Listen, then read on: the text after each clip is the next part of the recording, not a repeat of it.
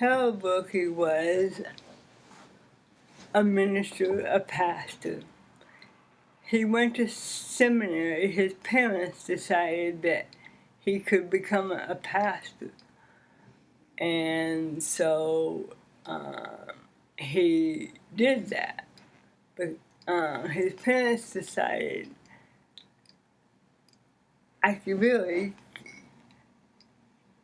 can't remember what his parents did for a living, but they were concerned about Harold's future, because Harold was born with no arms, and so how do you live a life like that? And Harold proved up to the challenge. Harold excelled in living life without arms. He loved people, and he worked to bring hope to people with disabilities. He was politically astute. He knew how to make a good presentation for people on behalf of people with disabilities. He was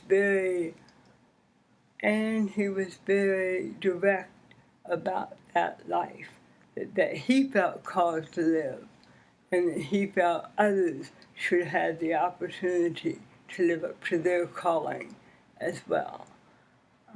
He had a pen that President Bush handed to him after he signed the Americans with Disabilities Act. There were about 10 pens around, and Harold Wilke had one of them. And Harold signed a paper that I wrote with that pen. And it's very moving when you think about that Harold was there when President Bush signed the Americans with Disabilities Act.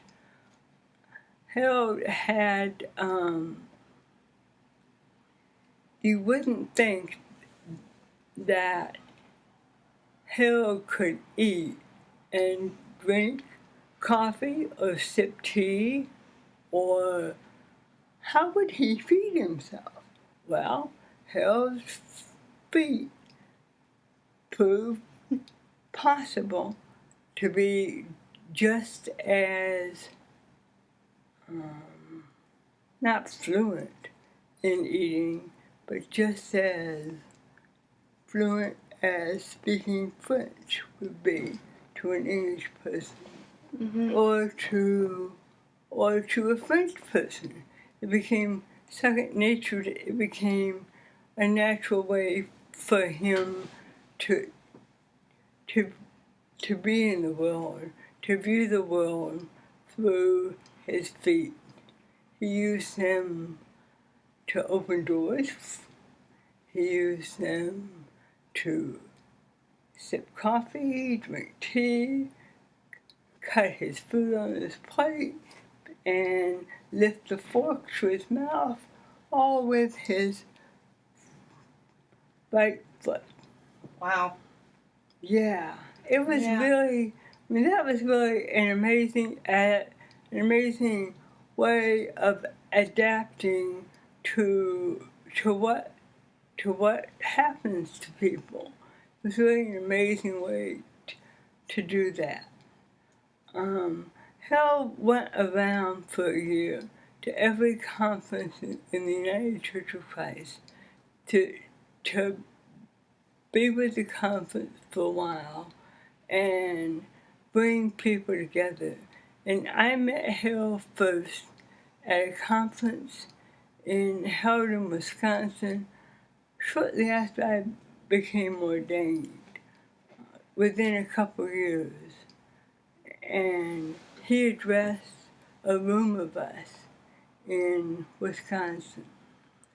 And I think it was an ecumenical gathering, but we in the UCC received an invitation to come to this meeting who had disabilities. And that was my first experience of Harold. So, and then I think he came out to, he came to the church in La Crosse, Wisconsin, and we had him come to our smaller church. He came to the big church. We had him come to our smaller church as well. And so that is really how I met him. And then he came to a board meeting for UCCDM and talked to us about clergy with disabilities. And he was really hopeful that the church would grow in its acceptance of clergy with disabilities. And I think he felt that clergy with disabilities did not have the same opportunity to prove themselves capable of doing ministry in the local church as he would have hoped. So that makes me curious, because I really don't know about his career. I know that he was one of the founders with Virginia Cryer of what became UCC Disability Ministry, and I know he went abroad on behalf of the church at one time, but do you know what other kind of pastoral experience he was able to have? I don't. I suppose I should look that up some. I think he served the church for a while, but then he became interested in the national church, and the national church became interested in him. And so I think he worked for the board for Homeland Ministry for several years. I think that's how he did.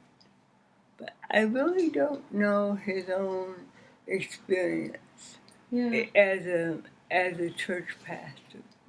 Just like I don't know Virginia Cryer's own experience as a church pastor. I think that might, as we do look to the future and what are the opportunities for clergy with disability, I think that's something to tease out. I think so. Yeah. Yes, I would agree. We do need to discover that. Yeah. Well, we do know that whether or not he served church, he certainly had an impact on the denomination, which is ongoing for us with UCCDM. But you were also telling me that he was sent, I think, by Homeland Ministries, wasn't it? Yes. He was sent to France. Why don't you tell us a little bit about that? Because isn't that what led to the creation of the Harold Wilke Scholarship Fund? Yes, and that would be by the World Board. Okay. So, the Global Ministry Boards. Yes, which is now called Global Ministry. At that time it was the Board for World Ministry. And Harold had experience, of course, with being armless. And the Thalidomide crisis in Europe was a crisis that was because doctors prescribed the drug Thalidomide to women when they were pregnant, and it resulted in some birth defects. Most of the birth defects were on the outer extremities, the legs or the arms. mostly, I think, the arms.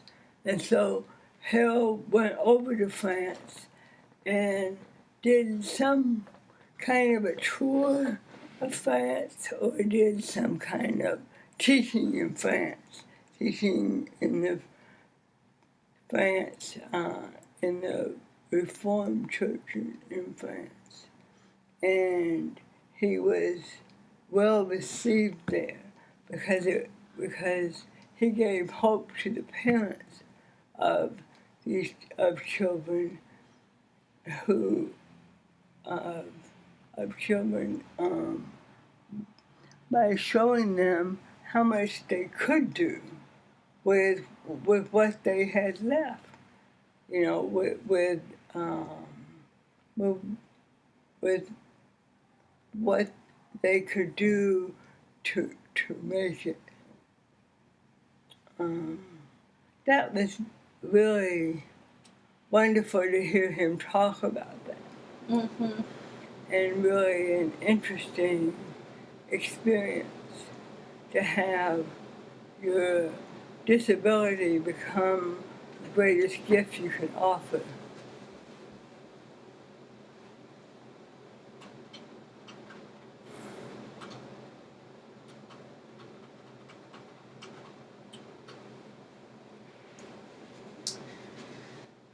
Yeah, you think about the theology of that, and it's almost the body itself becomes the ministry and the teaching, and in some ways, isn't that what the crucifixion is about? How do we actually put ourselves out to be of service to the world? Yes. So, yes. So yes. there's some profound theology in what Harold Wilke accomplished in Europe. Right. And also you think of the implications of incarnation too when you hear that story. Mm-hmm. Yes. Yes, you do.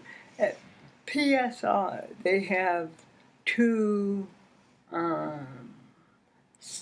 statues of people without arms. Oh, how interesting. Do you know how that came to be? I really do not know how it came to be, but I have looked at that and really studied that very,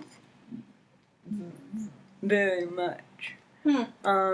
The Hill's attitude was, I think, that he could do what he needed to do.